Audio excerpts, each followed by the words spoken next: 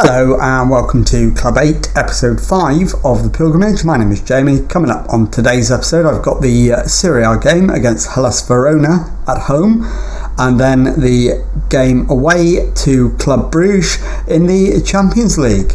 As you can see, nothing at all has happened since the last time you were with me, so let's get straight into the Hellas Verona game, and I'll show you the team for that one in just a moment.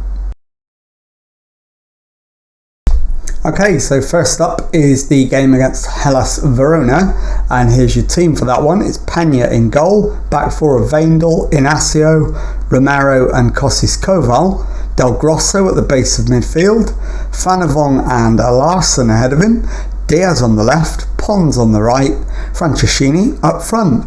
Let's submit the team and go and give the team talk. Okay, the assistant manager is recommending if you carry your last performance into this match, we'll do well. I think we'll go with stick to the plan, stay patient and we'll be fine. So we will point the finger and go with that. Okay, so let's go into the tunnel, complete our tunnel interview. Milan were impressive last time out against Fiorentina. How do you carry that form into this match? We always want to keep playing well and doing the best we can. Why have you not picked Vitinha? Needed to rotate the team. We've got a great bunch of players. Okay, let's get into the match. As always, we'll let the first 10 minutes inform our thinking of what we need to do and not react to anything unless anything drastic happens. So we're 10 minutes in and one shot, one on target, not highlight worthy. I think demand more at this point. Verona are down in 10th place, 8 points adrift of us. I think this is a game we should be winning. And we've got a corner, Veindel with it, into the middle, and it looks like it's a penalty. Although why they can't just give the goal, I don't know. It's been given, so it is a penalty. And taking the penalty is Franceschini. He scores. It's Milan 1, Verona 0. Don't need a replay of a penalty, so we'll move straight on with the rest of the game and see if we can get a second goal. We're up to third, just still the 4 points adrift of leaders Inter, who are also winning by 2-0 away to Atalanta, and we're just a point behind Juventus. Right, the ball comes to Inacio, who picks it up, finds Veindel, back to Inacio, into Del Grosso, back to Inacio, Del Grosso to Fanavong, into Pons. He's looking for the opportunity to cross, plays it in. Franceschini's header just wide. The chance goes begging and the highlight comes to an end. We're well on top in this first half. It's gone by in a blur really, but Kostis Koval with the throw in into Pons. Plays it to Fanavong, back to Larsson, who finds Del Grosso, into Fanavong. Larsson back to Romero, to Inacio, Del Grosso to Romero. We're keeping the ball really well. Larsson wide to Pons, looks for the cross, comes off the defender. Kostis Koval into Larsson, who has the shot, and Brahim Diaz picks up the loose ball. Fanavong hits the woodwork and it's cleared. We're absolutely all over them at the moment, but we can't find that decisive second goal for the killer blow. It's half time, 1-0 to Milan. So we'll go into the dressing room. I'm happy with the number of shots. No, we're doing well, but we can definitely find another gear. I think that's fair. Let's have a look at the substitutions and whether we need to do any. I think we do. Brahim Diaz for Rafael Leao seems like a reasonable option. So we'll do that one. And we'll start the second half with a demand more. We need that second goal just to settle the nerves a little bit and confirm the result. And take advantage of any opportunity we can for a slip up amongst any of the teams above us. It doesn't look like there's one coming. Right, Kostis Koval back to Pena, who finds Romero. Forward to Larsson, further forward to Pons on the right wing, out to Kostis Koval on the overlap, back to Larsson, Del Grosso, back to Romero, into Larsson again, Fanavong to Pons, into Franceschini, who puts it in the back of the net. And there's a query for offside. I'm not sure on this one. It has gone to VAR and the goal's been disallowed. It remains 1-0. How close was it? Very, very tight indeed, but he is offside. The decision is correct. And I think Fanavong will be the next player substituted. Inacio wins the header, finds Leao. Back to Veindel, into Fanavong. Finds Pons. He's put it in the back of the net. And this one's being reviewed by VAR as well. So, and this one is given. It is Milan 2, Verona 0. And we are going to take Pons off and bring on Kareka.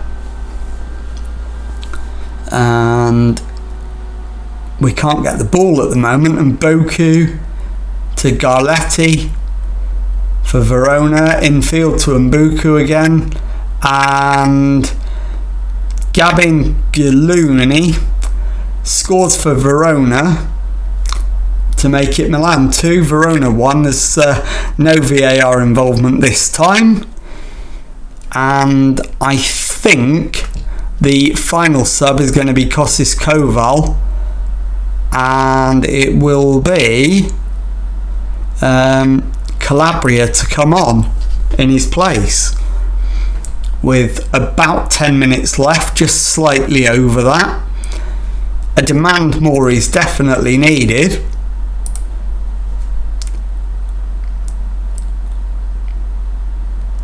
And we're into the last 3 or 4 minutes. We've completely dominated the match. They've only had one shot on target. In fact, it's now 2.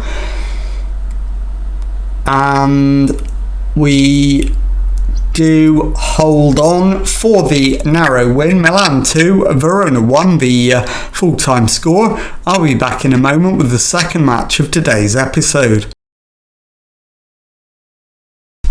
Okay, time now for the second match of today's episode, and the team for the away game against Bruges in the Champions League is Pena in goal, back four of Veindel, Kumbula, Romero and Kostis Koval, Del Grosso at the base of midfield, Fanavong and Vitinha ahead of him, Diaz on the left, Pons on the right, Franceschini up front. Let's submit the team and go and give the team talk.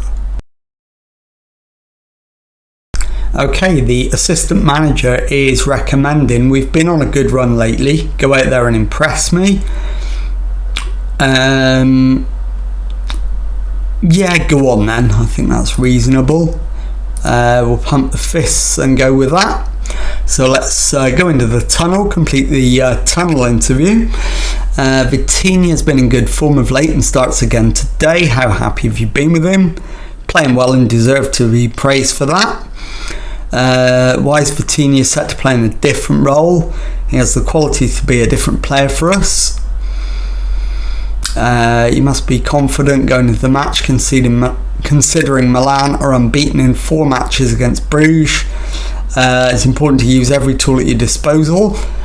And let's get into the match. As always, we'll let the first 10 minutes drift by unless anything disastrous or incredible happens, and just see how the match shakes out in the early stages. 5 minutes in, there's literally nothing to report, and that almost remained the case for the full 10 minutes. We do have the first shot, and indeed the first highlight is a Milan highlight. Kumbula, it's Fanavong to the left hand side and Veindel, who plays it back to Fanavong into Franceschini. Brahim Diaz to Pons, and he's put it in the back of the net to make it Club Bruges 0, Milan 1. There is a question mark over offside, so we'll wait to see whether the goal is confirmed or wiped out. The goal is given, and we'll just wait to see how close it was. It looked fine from that first viewing, and we will watch the offside camera. When he turns it round the corner, he's well onside. It's not even close. And it's a confident finish by Pons to make it 1-0, and that should seal our passage to the knockout stages. De Ketelaere, it's now with Meseguer, Bayomo, David to Bayomo to Oriana, Meseguer. Fanavong's won it back. Brahim Diaz into Franceschini. He finds Vitinha, who finds Pons. The header back from David finds his keeper Alouani, and he launches it straight down the middle. Romero, but it's given away. Meseguer down the left hand side for Lang, plays it back to Callens. We've won it back though. I don't like the messing about on the edge of the area, but Fanavong launches it over the top, straight to Franceschini, who blasts it into the back of the net, and it is Club Bruges 0, Milan 2. 18 minutes gone. I'm not going to bother with the replay for that one. Quite obvious from the original angle how the ball went in the back of the net, and we're already looking comfortable in this one, and almost not only qualified but almost certain of finishing top of the group as well.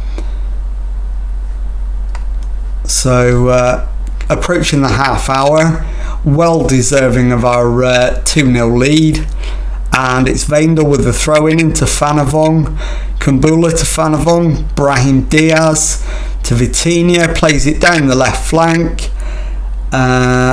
Papetta to David, Oriana into Jackson, to Oriana again, back to David, Oriana to David again, finds Jackson, David with the ball forward, Badji with the flick on, only yet finds Kumbula with it, finds Romero who runs forward, Vitinha with the ball to the left wing and Brahim Diaz, his ball in to Franceschini, results in a save from Alouani and a corner to Milan.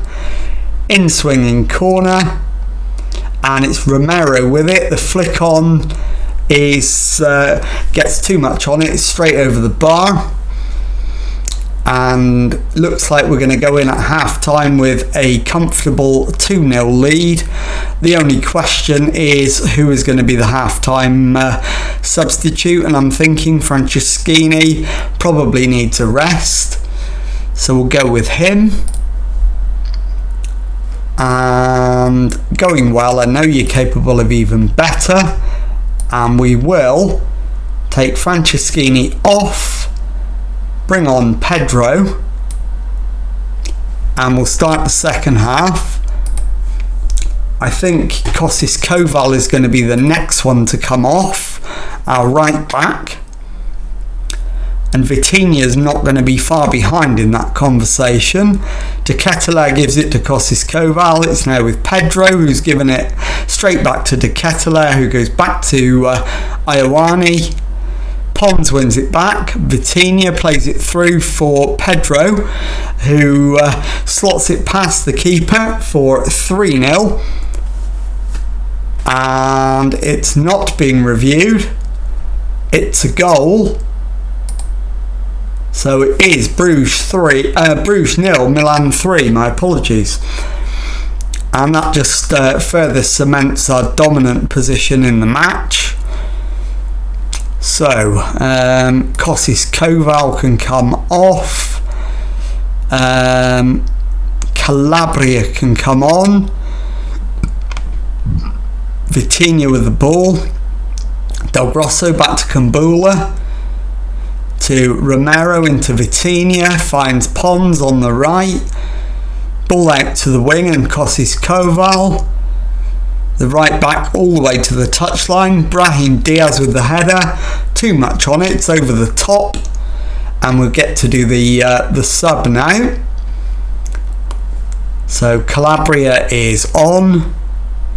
And it's Romero with the right wing corner. No, in fact, it's a left wing corner, and the header is off target. We're into the last 20 minutes. I think Pons is going to be the final man to make way. Rafael Leao, the man to replace him, with just over 20 minutes to go. And it's a right wing corner from Veindel. It's second time of asking, it goes in, and it's cleared again. Calabria picks up the loose ball down the right wing to Vitinha. It's played forward for Calabria, who crosses. Leao picks up the loose ball, smashes it into the back of the net. It is Bruges 0, Milan 4. 20 minutes left. And this is turning into a very comfortable afternoon. So I think what we can do now is definitely drop the tempo to much lower. We can up the time wasting. We'll shorten the passing, and we will play for set pieces to slow things down. And that'll do it, I think. Atmaka to Messager. Jackson into Papella. Messager to Kortinovis. Plays it to the left, and Callens.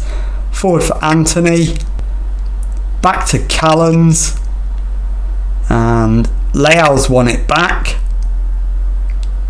Plays it down the right wing for Pedro, who runs onto it, goes round the keeper, and Pedro makes it 5-0. No doubt whatsoever about the validity of that goal, and it's 5-0 with still 18 and a bit minutes to go. So the game is well and truly up as far as Club Bruges are concerned. They've yet to even have a shot as it stands. They do now, not on target, not highlight worthy. And there's only a little over 10 minutes to go, plus any added time. So surely we can just see this one out comfortably. Romero's corner, headed away by Bayomo.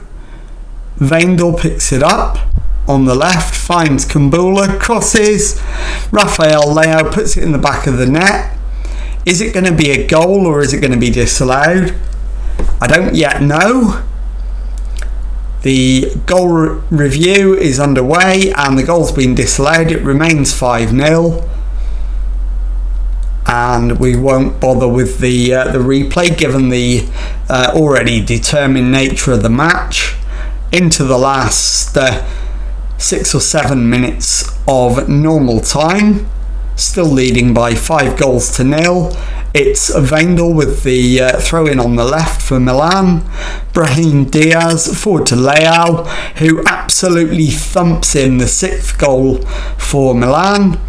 It is Bruges 0, Milan 6. And I won't bother with the replay of that one either, for exactly the same reason as I haven't bothered with the last 3 or 4. David into Kortinovis, to Messager, back to David, to Papella, into Atmaka, Messager into Kortinovis. It's given away. Leao with the ball over the top. Pedro takes it down.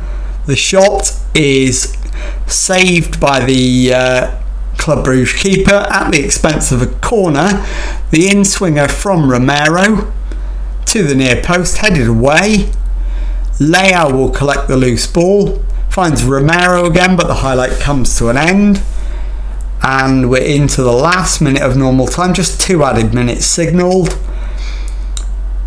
And there we go, that's full time. Club Bruges 0, Milan 6. I'll be back in a moment with the Serie A table and to tell you what's coming up on the next episode.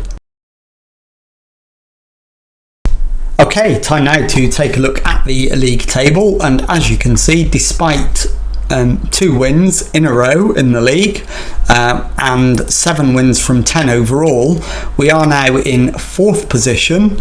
Those back-to-back defeats prior to the 2 successive wins costing us quite heavily. We're still 4 points adrift of Inter at the top after 10 matches. So let's take a look at what is coming up on the next episode, and I think what I'm going to do is play Spezia and Sampdoria off camera. I'm going to come back for the home Champions League game against Rangers. I'm then going to play Brescia off camera and then bring you back for the Champions League game against CSKA Moscow. So a Champions League double header on the next episode.